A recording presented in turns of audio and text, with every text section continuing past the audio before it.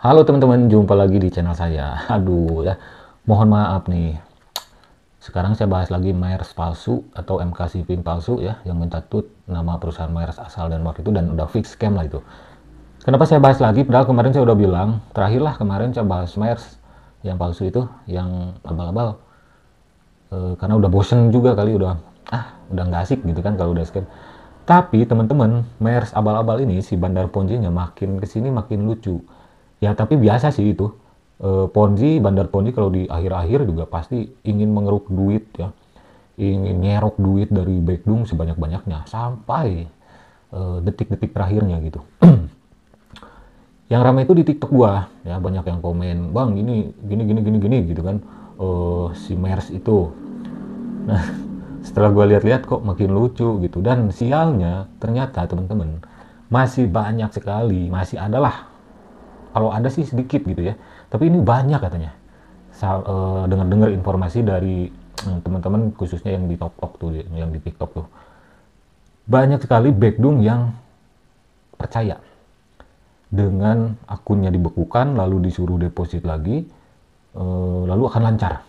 Padahal setelah deposit juga nggak lancar tuh ya.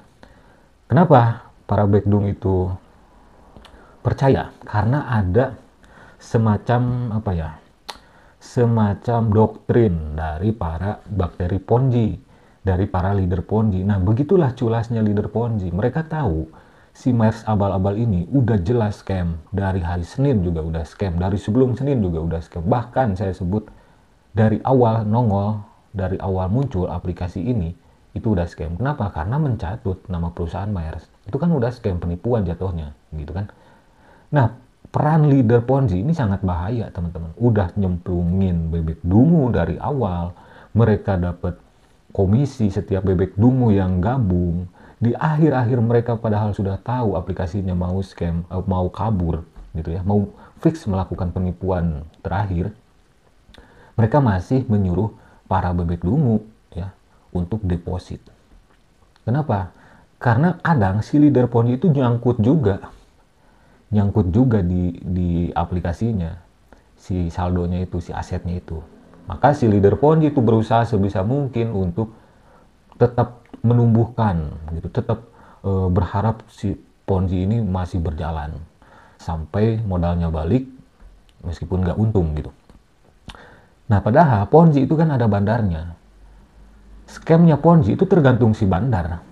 Kalau si bandar Ponzinya udah merasa untung, udah merasa cuan banyak, dibawa kabur semuanya duit para backdung itu, termasuk bebek culas bakteri Ponzi, ya mereka scam. Kalau misalkan aplikasi Ponzi baru rilis 7 hari tapi si bandar Ponzinya udah untung, dirasa udah untung, mereka kabur gitu. Jadi patokannya itu nggak ada patokan sebetulnya. Ponzi itu mau 1 bulan, 2 bulan, 3 hari, 7 hari, setahun gitu kan, nggak ada patokan kayak gitu sebetulnya Ponzi itu. Sekarang rilis, besok bisa scam, seminggu kemudian bisa scam, sebulan, 2 bulan, 3 bulan. Tapi selama saya membongkar Ponzi, rata-rata itu 3 sampai 6 bulan. Kalau yang setahun itu jarang, kecuali Jombingo, FEC kayak Simonida itu.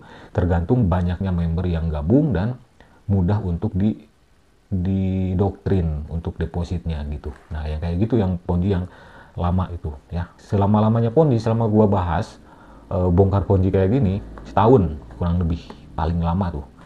Ya, itu karena banyaknya member-member yang gabung. Harus dari Sabang sampai Merauke. Kalau Ponzi mau bertahan sampai setahunan kayak gitu. Nah, informasinya di sini teman-teman ya. Ada uang komitmen risiko. Nah, ini kok ada uang komitmen risiko? Kan ini nggak konsisten nih. Kenapa?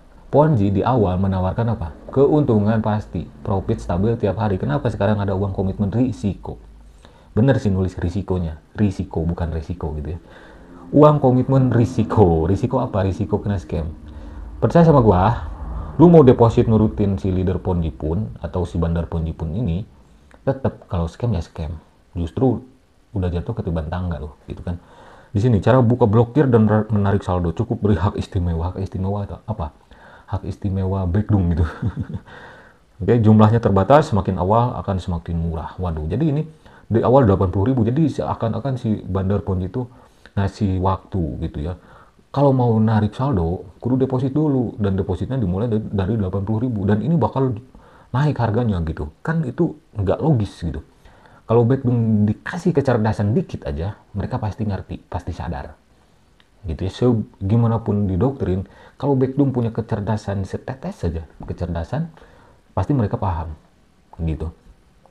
Terus sempet websitenya itu down lagi, main tenis lagi, tapi kabarnya aktif lagi. Nah itu strategi sebetulnya. Ya, setelah gua 4 sampai 5 tahun bahas beginian, itu ternyata bagian dari strategi si Bandar Ponzi. Ngedownin dulu, nanti diaktifin lagi buat meyakinkan, oh ini enggak kok, enggak scam. Ini masih bisa diaktif, tadi cuma main tenis doang, maintenance. Nah gitu. Nanti ujung-ujungnya lenyap selamanya gitu kan. Nah, tetap saran gue sih buat kalian ya orang awam, udah jangan ikutin permainan si Bandar Ponzi yang dipromosikan sama leader Ponzi, si bakteri Ponzi itu ya, hati-hati tuh. Dari sekarang kalau kalian merasa orang awam, kena scam, kena tipu, tetap solusinya adalah siapa leader kalian, ya, minta tanggung jawab. Kalau kalian nggak ikhlas tuh, ya, karena kan gue nggak bisa ngelaporin. Yang bisa ngelaporin itu kan korban, gitu kan.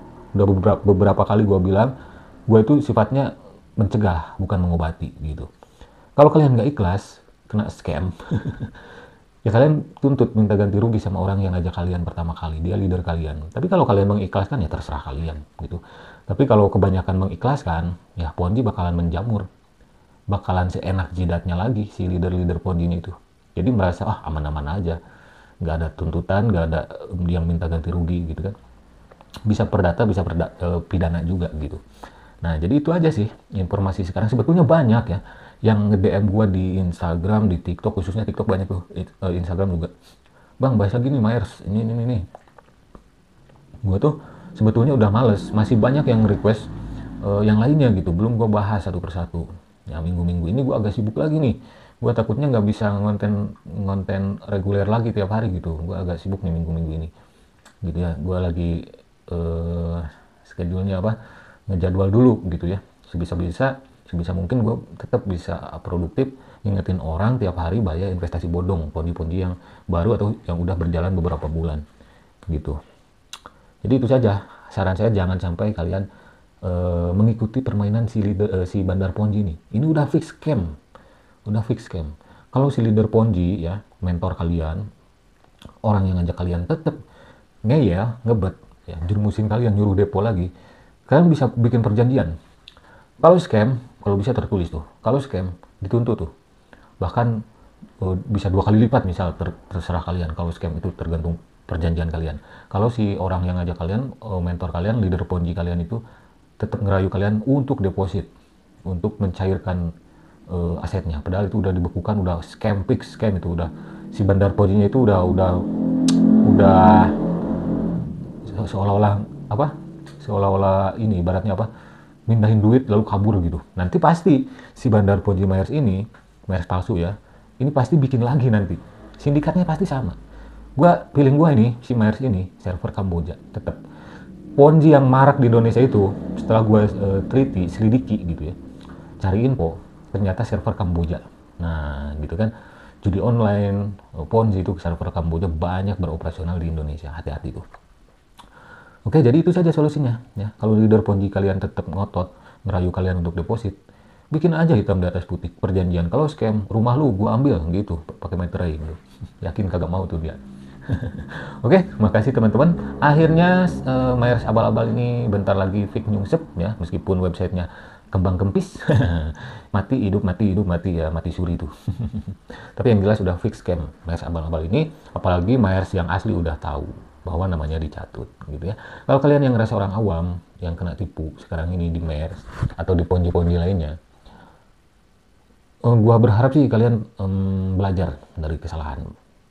Belajar, jadikan ini sebagai pelajaran gitu, karena selalu gue ingetin, yang berpotensi menjerumuskan kalian ke Ponzi itu bukan orang jauh, tapi orang dekat kalian gitu. Karena kenapa Ponzi makin menjamur, tetap menjamur, mati satu tumbuh seribu, karena ya banyak bakteri Ponzinya. Selalu gue ingetin kan, di balik korban investasi bodong, money game skema Ponzi seperti Myers abal-abal ini yang catut nama Myers, itu ada orang atau kelompok yang menjadi pemelihara serta menjadi penikmatnya. Siapa ya? Itu para pemain Ponzi, leader Ponzi. Gue sih bilangnya bakteri Ponzi mereka itu. Oke, bebek culas. Oke, makasih teman-teman. Semoga makin cerdas. Jangan sampai terjerumus lagi ke investasi bodong, khususnya untuk orang awam. Kalau kalian pemain Ponzi, selama kalian main Ponzi yang diundang, diajaknya itu sesama bebek culas, bakteri Ponzi, pemain Ponzi, ya serah lu aja. Gua nggak bisa ngelarang lu main Ponzi. Gitu. Tapi kalau sudah merekrut, menyasar orang awam, ya mau nggak mau gua bahas gitu. Oke? Sampai jumpa lagi di video-video selanjutnya. Wassalamualaikum warahmatullahi wabarakatuh. Bye-bye.